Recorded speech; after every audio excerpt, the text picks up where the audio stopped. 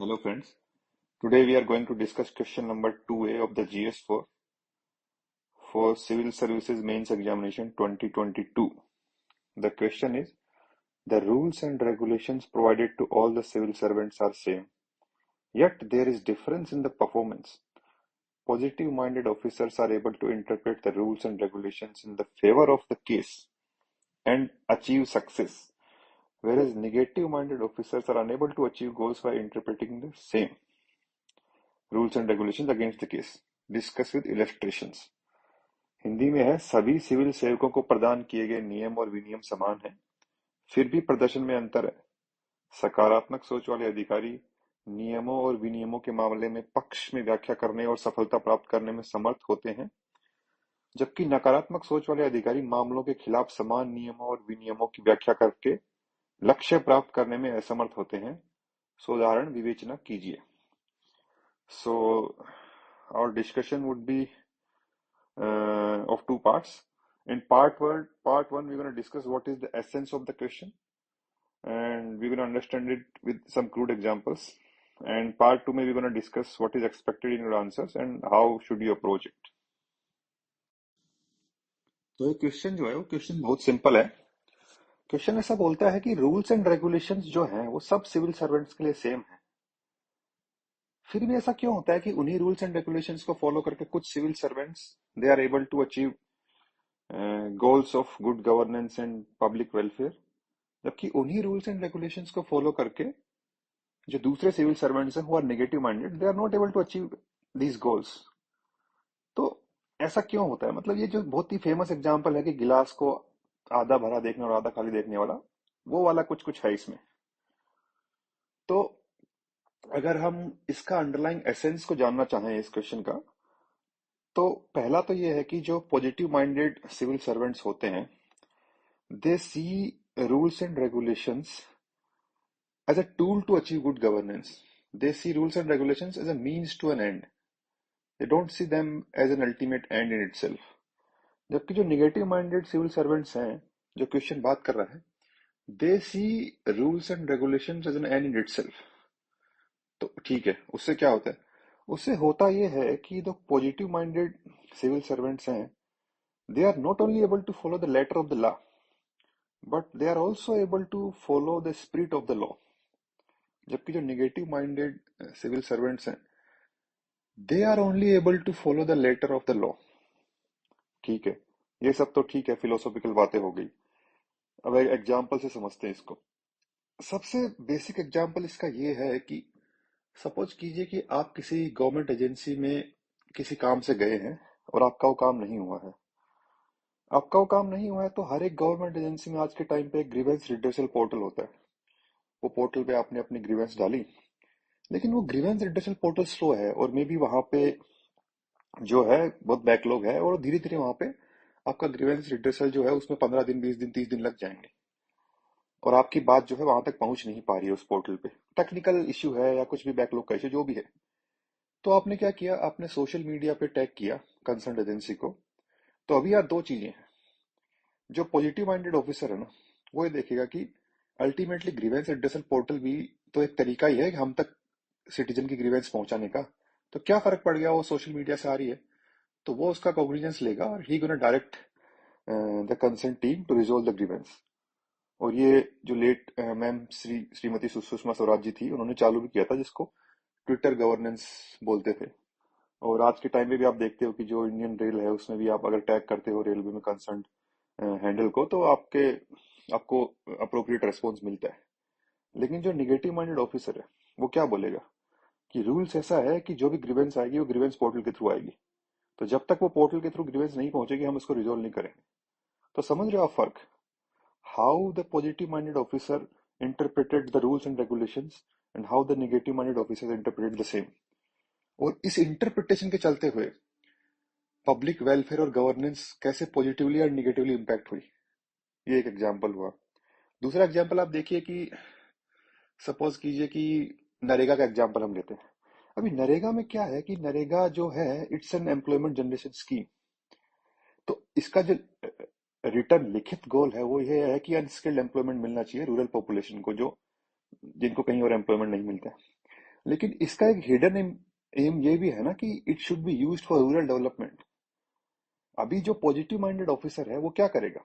He is gonna interlinked NREGA with other rural development and agriculture development schemes, like watershed development में वो नरेगा की जो labour है उसको काम लेगा। He gonna ensure that one third जो मिनिमम वन थर्ड जो लेबरर्स हैं दे आर वुमन, उनका कुछ स्किल डेवलपमेंट हो सके। They can use it for creating animal enclosures और ये बाकी सब चीजें जो है। लेकिन जो निगेटिव माइंडेड ऑफिसर है who is gonna focus only on the letter of the law, वो ये सब क्रिएटिव आइडियाज नहीं ला पाएगा। वो ये बोलेगा ठीक है 100 लोग को रोजगार मिलना चाहिए, ठीक है कहीं सड़क बन रही है सड़क बनवा दो, बस इतना काम कर दो, ये सब चीजें। तो ये दूसरा एग्जाम्पल है कि कैसे interpretation of rules and regulations changes the dynamics of governance. One is only governance, other is good and ethical governance. ठीक है,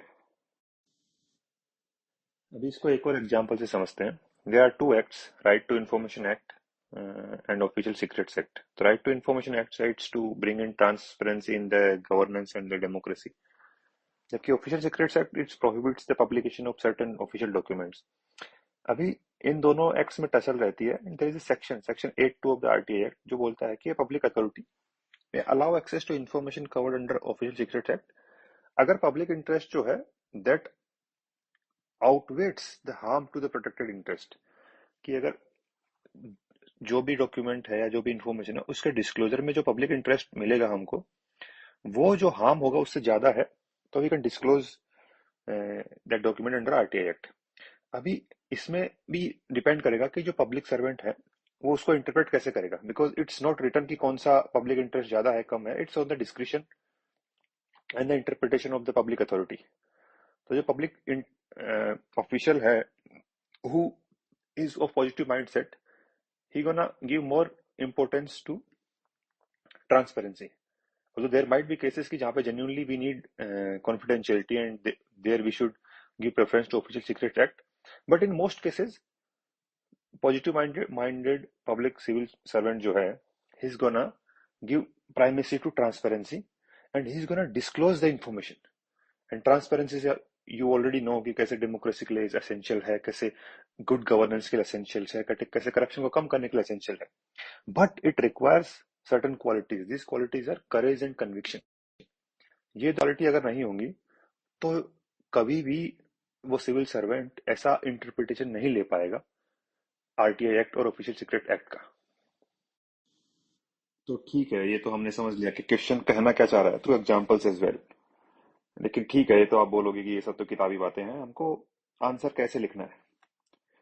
तो क्योंकि मार्क्स तो आंसर लिखने से ही मिलेंगे, तो आंसर में you already know there are three parts, intro, body and conclusion. तो इंट्रोडक्शन में you just summarise the essence of the question कि rules and regulations they serve as external guides providing structure and direction for governance. However, the way they are interpreted and applied often depends on the mindset of the individual officers enforcing them. ये तो आपका introduction हो गया। आपने बोल दिया कि हाँ क्वेश्चन क्या कहना चाह रहा है, मेरे को समझ आ गया। अभी आप इसको एक्सप्लेन करेंगे और एलोबरेट वे में।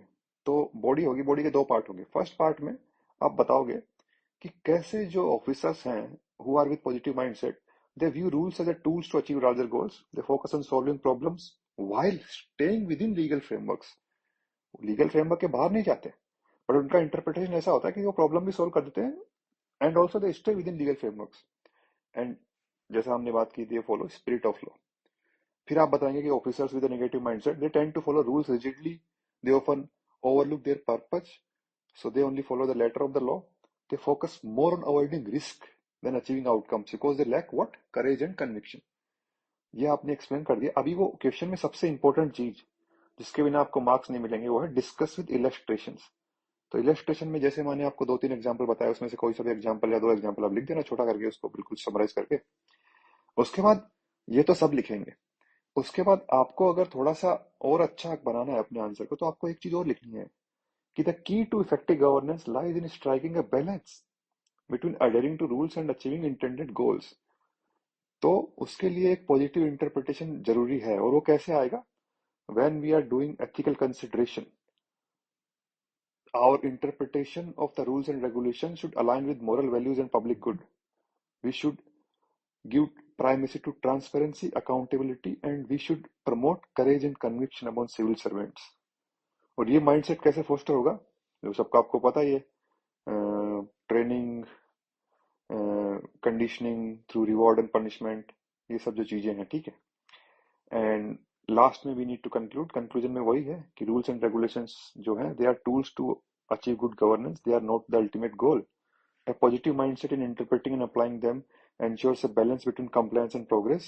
They ensure that we are able to achieve good governance, ethical governance, जो भी आप कीवर्ड लिखना चाहें, सबका साथ, सबका विकास, we would be able to achieve developed India by 2047, मतलब जो भी आज के टाइम में चल रहा है वो आप लिख सकते हैं लास्ट में जो कैची word. So this is it. This is how you should approach this answer.